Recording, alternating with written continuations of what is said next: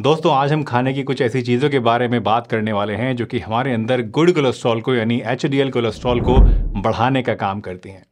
हम लोग अक्सर कोलेस्ट्रॉल को कम करने के बारे में तो बहुत ज़्यादा सोचते हैं, इसके लिए जद्दोजहद भी काफ़ी ज़्यादा करते हैं, लेकिन क्या आपको पता है कि जितना ज़रूरी इस ख़राब कोलेस्ट्रॉल को कम करना है उतना ही ज़रूरी अच्छे कोलेस्ट्रॉल को यानी एचडीएल को बढ़ाना भी है।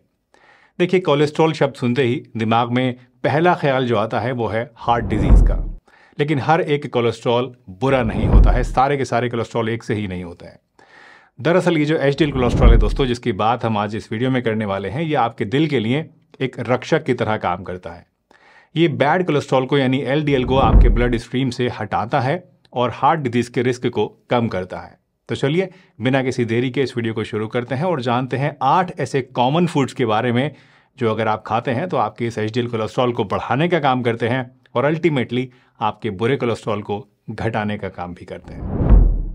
दोस्तों, कोलेस्ट्रॉल दो तरह का होता है। एक होता है अच्छा कोलेस्ट्रॉल जो कि है एचडीएल और दूसरा होता है बुरा कोलेस्ट्रॉल जो कि है एलडीएल। अब एचडीएल को अच्छा कोलेस्ट्रॉल इसलिए कहा जाता है क्योंकि ये हमारे ब्लड स्ट्रीम से एलडीएल को यानी जो बुरा कोलेस्ट्रॉल होता है उसको हटाता है और लिवर तक इसको खींच खींच कर ले जाता है, जहाँ से ये हमारी बॉडी से बाहर निकल जाता है।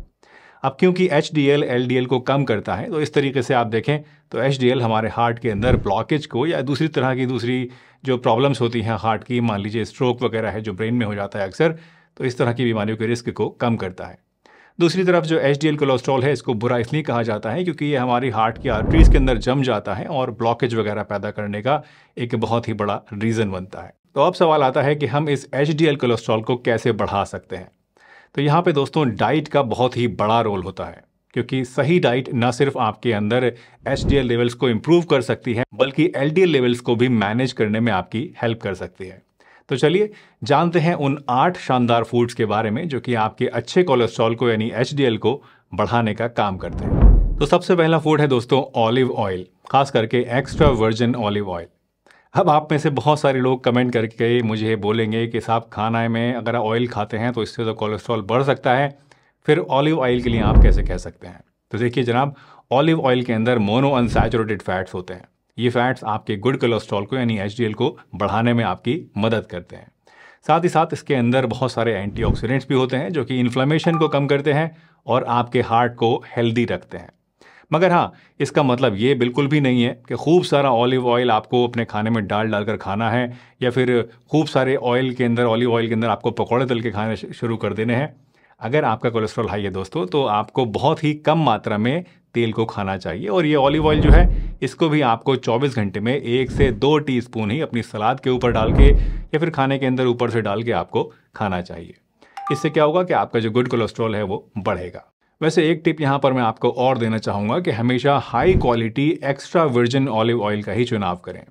ये थोड़ा सा महंगा ज़रूर होता है लेकिन इसके जो हेल्थ बेनिफिट्स हैं वो इसे एक अच्छा इन्वेस्टमेंट बनाते हैं और इसकी मनी को जस्टिफाइड करते हैं, इसके प्राइस को जस्टिफाई करते हैं। मार्केट में आपको कई सस्ते ऑलिव ऑयल्स भी मिल जाएंगे जो कि दिखने में तो काफ़ी ज़्यादा टेम्पटिंग लगते हैं, सुंदर लगते हैं, लेकिन ये प्योर ऑलिव ऑयल नहीं होते हैं। इनमें अक्सर पाम ऑयल या फिर दूसरे सस्ते ऑयल्स की मिलावट होती है जो कि आपके लिए फ़ायदेमंद तो दूर दोस्तों कई बार उल्टा नुकसानदेह भी हो सकता है।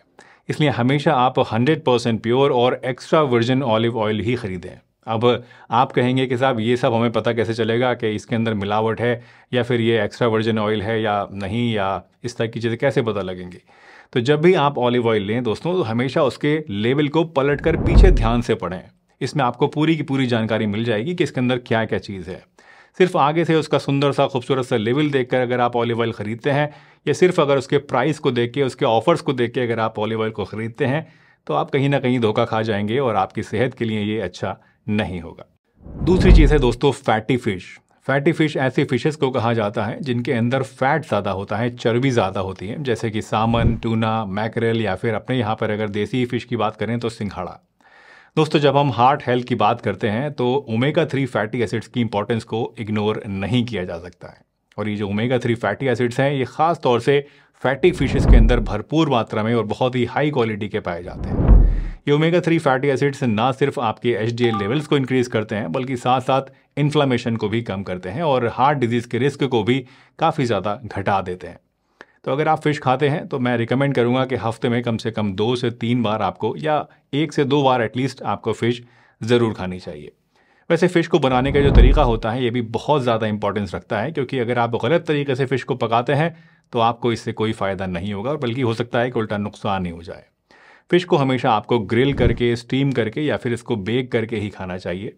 कभी भी इसको आपको तल कर, फ्राई करके या फिर बहुत ज़्यादा ऑयल वाली ग्रेवी बना के इसको आपको नहीं खाना चाहिए, क्योंकि इस तरह से अगर आप खाते हैं तो आपको इससे फ़िश के साथ साथ बहुत सारा अनहेल्दी फैट भी मिलेगा, जो कि फ़िश से मिलने वाले फ़ायदे को न्यूट्रलाइज़ कर देगा।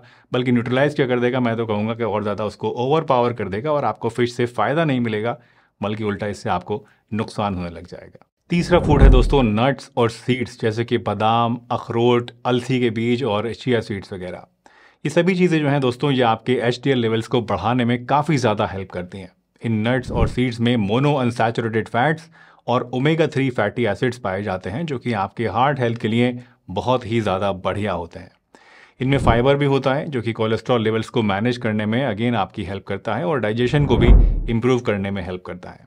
लेकिन यहाँ दोस्तों एक बहुत ही इंपॉर्टेंट बात है जो आपको हमेशा ध्यान रखनी चाहिए, और वो ये कि इनके अंदर कैलोरी कंटेंट भी काफ़ी ज़्यादा हाई होता है। इसलिए इनका जो सेवन है वो आपको बहुत ही संभल के और लिमिटेड अमाउंट में ही करना चाहिए। आप इन्हें एज ए स्नैक खा सकते हैं, सैलेड्स में या दही के अंदर मिक्स करके खा सकते हैं, या फिर इनको पानी के अंदर भिगो के ऐसे ही खा सकते हैं। ये एक छोटा सा एडिशन जो है दोस्तों, ये आपकी डाइट के अंदर एक बहुत ही बड़ा चेंज ला सकता है और आपके HDL कोलेस्ट्रॉल को नेचुरली एनहांस करने में आपकी काफ़ी ज़्यादा हेल्प कर सकता है। चौथे नंबर पर आते हैं दोस्तों होल ग्रेन्स।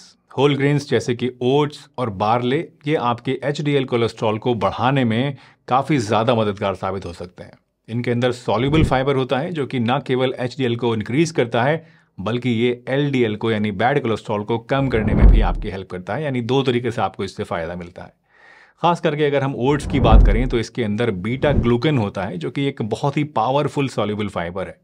ये आपके डाइजेस्टिव सिस्टम के अंदर जाके वहाँ कोलेस्ट्रॉल को एब्जॉर्ब कर लेता है, जिससे कि वो ब्लड स्ट्रीम में नहीं जाता है और साथ ही साथ बॉडी से आपके ऐसे ही निकल जाता है, जिससे हार्ट हेल्थ बेहतर बनती है।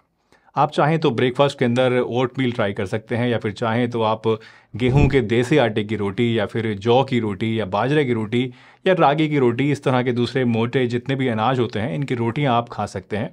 इस तरह से होल ग्रेन्स को आप अपनी डाइट में अगर इंक्लूड करेंगे तो इससे आप ना सिर्फ अपने कोलेस्ट्रॉल लेवल को बैलेंस कर सकते हैं, घटा सकते हैं, बल्कि एक बहुत ही बढ़िया और स्वस्थ बैलेंस डाइट को भी एंजॉय कर सकते हैं, जो कि आपको इस कोलेस्ट्रॉल को घटाने के साथ साथ अपने HDL को बढ़ाने के साथ साथ और भी बहुत सारे फायदे देगी और टेस्ट भी आपका इससे बढ़िया रहेगा। 5वीं चीज़ है दोस्तों एवोकाडो। एवोकाडो एक इम्पोर्टेड फ्रूट है जो कि क्रीमी होता है और अपने यूनिक टेस्ट के लिए और बहुत सारे हेल्थ बेनिफिट्स के लिए अक्सर जाना जाता है। एवोकाडो के अंदर मोनो अनसैचुरेटेड फैट्स होते हैं, जो कि अच्छे फैट्स माने जाते हैं, और ये आपके HDL कोलेस्ट्रॉल लेवल्स को नेचुरली बढ़ाने में आपकी हेल्प करते हैं। इसके अलावा एवोकाडो के अंदर फाइबर भी होता है, जो कि आपके डाइजेशन के लिए बहुत ही बढ़िया है और साथ साथ कोलेस्ट्रॉल लेवल्स को मैनेज करने में भी आपकी हेल्प करता है, क्योंकि जैसे मैंने आपको बताया जो फाइबर होता है आपकी आंतों के अंदर जाके कोलेस्ट्रॉल को एब्जॉर्ब कर लेता है और उसको ब्लड स्ट्रीम के अंदर कम जाने देता है, जिसकी वजह से ओवरऑल जो आपका कोलेस्ट्रॉल प्रोफाइल है वो इम्प्रूव होता है। आप चाहें तो एवोकाडो टोस्ट को रोज़ सुबह सुबह नाश्ते के अंदर ट्राई कर सकते हैं, या फिर सैलेड्स के अंदर भी आप एवोकाडो को इंक्लूड कर सकते हैं। वैसे एवोकाडो थोड़ा सा कॉस्टली होता है, थोड़ा नहीं इनफैक्ट काफ़ी ज़्यादा कॉस्टली होता है, तो अगर आप इसको अफोर्ड कर सकते हैं तो ज़रूर ट्राई कीजिए। अदरवाइज़ बाकी बहुत सारी चीज़ें हैं जो मैं आपको बता रहा हूँ, तो आप उनको भी ट्राई कर सकते हैं। हमारी लिस्ट में 6th आइटम है दोस्तों डार्क चॉकलेट। जी हाँ, वही डार्क चॉकलेट जो आपको बेहद पसंद है, जिसको खाने के लिए आप तरसते हैं, लेकिन बस थोड़ी सी समझदारी के साथ इसको आपको खाना है। दोस्तों डार्क चॉकलेट का नाम सुनकर ये मत समझ लीजिएगा कि आप कोई सी भी चॉकलेट उठा के खा सकते हैं। यहाँ पे जो बात हो रही है वो हाई कोको कंटेंट वाली डार्क चॉकलेट, जो कि प्रीफरेबली लो शुगर कंटेंट के साथ हो, उसकी बात यहाँ पे मैं कर रहा हूँ। डार्क चॉकलेट के अंदर फ्लेवोनाइड्स होते हैं, जो कि एंटीऑक्सीडेंट के एक ग्रुप होते हैं, और ये फ्लेवोनाइड्स HDL कोलेस्ट्रॉल लेवल्स को इम्प्रूव करने में आपकी काफ़ी ज़्यादा हेल्प करते हैं, और साथ ही साथ ये हार्ट डिजीज़ से लड़ने में भी काफ़ी इंपॉर्टेंट रोल प्ले करते हैं। स्टडीज़ बताती हैं कि moderate consumption of dark chocolate आपके हार्ट हेल्थ को एनहांस कर सकता है, यानी आपकी दिल की सेहत को सुधार सकता है। जब आप डार्क चॉकलेट चूज़ करते हैं दोस्तों, तो हमेशा ध्यान रखिएगा कि इसका जो कोको कंटेंट है वो कम से कम 70% ज़रूर होना चाहिए। वैसे जितना ज़्यादा कोको कंटेंट होगा उतना ही इसके अंदर कम शुगर होगी और उतने ही ज़्यादा हेल्थ बेनिफिट्स इससे आपको मिलेंगे। और हाँ, मॉडरेशन का भी ध्यान हमेशा रखिएगा, क्योंकि ज़्यादा चॉकलेट खाने से आपका वज़न भी बढ़ सकता है और इससे आपको दूसरी हेल्थ प्रॉब्लम्स भी हो सकती हैं। तो ऐसा ना हो कि आप एक चीज़ को सुधारने के चक्कर में दूसरी चीज़ को बिगाड़ लें। तो इसलिए मॉडरेशन का हमेशा ध्यान रखिए और बस थोड़ी बहुत 2-4 पीस ही रोज़ाना इसके आप खाया करें। 7वां फूड आइटम है दोस्तों गार्लिक यानी कि लहसुन। लहसुन आपके कोलेस्ट्रॉल लेवल्स को मैनेज करने में बहुत ही कमाल का रोल प्ले करता है और कई सारी ऑलरेडी वीडियोस में बना चुका हूँ इस एक लहसुन के ऊपर। रिसर्च बताती है कि गार्लिक के अंदर एंटी इन्फ्लेमेटरी प्रॉपर्टीज़ होती हैं और ये कोलेस्ट्रॉल लेवल्स को कम करने में भी काफ़ी ज़्यादा मददगार होता है। ख़ास तौर से अगर गार्लिक की बात करें तो एलडीएल कोलेस्ट्रॉल को यानी बैड कोलेस्ट्रॉल को ये बहुत ही ज़्यादा इफेक्टिव तरीके से कम करता है और इनडायरेक्टली इसकी वजह से आपका एचडीएल कोलेस्ट्रॉल यानी गुड कोलेस्ट्रॉल भी इम्प्रूव होता है। गार्लिक का जो इस्तेमाल है वो आप कई तरीक़ों से कर सकते हैं। आप कच्चे गार्लिक को खा सकते हैं, जिसकी आमतौर पे 2 से 3 कलियाँ सुबह सुबह खाई जाती हैं। ये सबसे ज़्यादा बेनिफिशियल होता है। वैसे इस तरह से अगर आप नहीं खाना चाहते हैं तो आप चाहें तो सिरके वाला जो लहसुन का अचार आता है आप उसको भी खा सकते हैं। वैसे गार्लिक की जो चटनी है वो भी अक्सर बनाई जाती है और ये भी आपके कोलेस्ट्रॉल लेवल्स को मैनेज करने में आपकी काफ़ी ज़्यादा हेल्प कर सकती है। तो इसमें से कोई भी एक तरीका आप अपना सकते हैं और गार्लिक को खा के ना सिर्फ अपने कोलेस्ट्रॉल को कम कर सकते हैं बल्कि अपने ब्लड प्रेशर को भी घटा सकते हैं और ये दूसरी कई सारी बीमारियां हैं उनमें भी फ़ायदेमंद होता है। तो एक अकेले गार्लिक से आप कोलेस्ट्रॉल के साथ साथ और भी बहुत सारे फ़ायदे ले सकते हैं। हमारा आज का 8वां यानी कि लास्ट आइटम है दोस्तों ग्रीन टी। ग्रीन टी अपने एंटीऑक्सीडेंट्स खास करके कैटेकिन्स के लिए बहुत ही ज़्यादा मशहूर है, जो कि आपकी ओवरऑल हार्ट हेल्थ के लिए काफ़ी ज़्यादा फ़ायदेमंद होता है। स्टडीज़ ने यह दिखाया है कि ग्रीन टी पीने से एलडीएल कोलेस्ट्रॉल यानी जो बैड कोलेस्ट्रॉल होता है आपका वो तो कम होता है और एचडीएल कोलेस्ट्रॉल यानी गुड कोलेस्ट्रॉल जो है वो बढ़ता है। ये कैटेकिन्स जो कि ग्रीन टी के अंदर पाए जाते हैं ये कोलेस्ट्रॉल को एब्जॉर्ब होने से रोकते हैं और इस तरह से आपकी हार्ट हेल्थ को इम्प्रूव करते हैं, दिल की बीमारी होने के रिस्क को कम करते हैं। ग्रीन टी का एक बहुत ही बड़ा दूसरा जो फ़ायदा है दोस्तों वो ये कि ये वेट लॉस में भी आपकी मदद करता है, जो कि इनडायरेक्टली आपके कोलेस्ट्रॉल लेवल्स को मैनेज करने में हेल्पफुल होता है, क्योंकि मोटापे की वजह से भी कोलेस्ट्रॉल अक्सर बढ़ जाता है।